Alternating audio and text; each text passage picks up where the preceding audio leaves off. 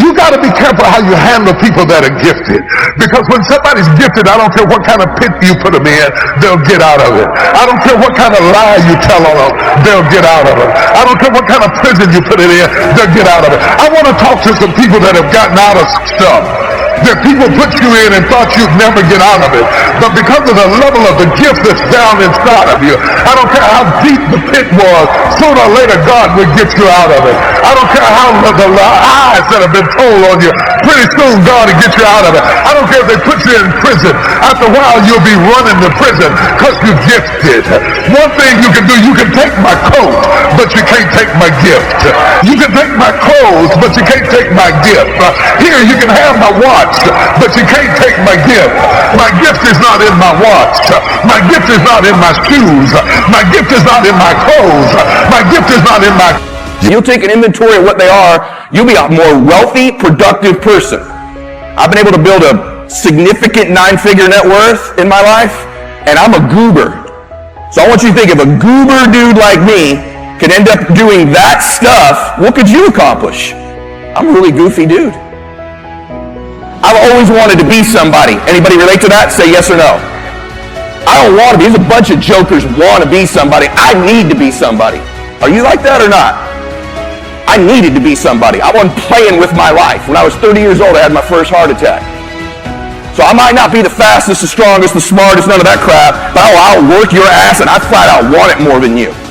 But I've always wanted to be somebody. You probably heard that term, fake it till you make it. Any of you ever done that before? My first job, I was an electrician.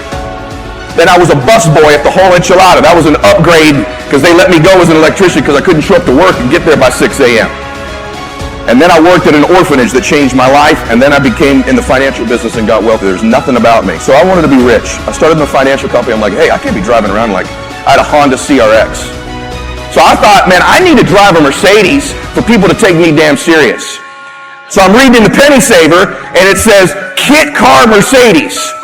1997 Mercedes-Benz 600 convertible kit car that's built on an 88 Chrysler LeBaron frame.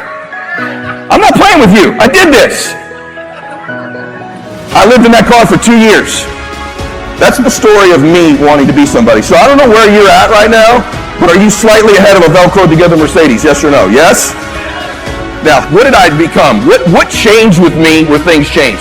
I read a book called Selling the Dream by a guy named Guy Kawasaki about that same time. Guy Kawasaki was the guy that sort of marketed Macintosh for Apple.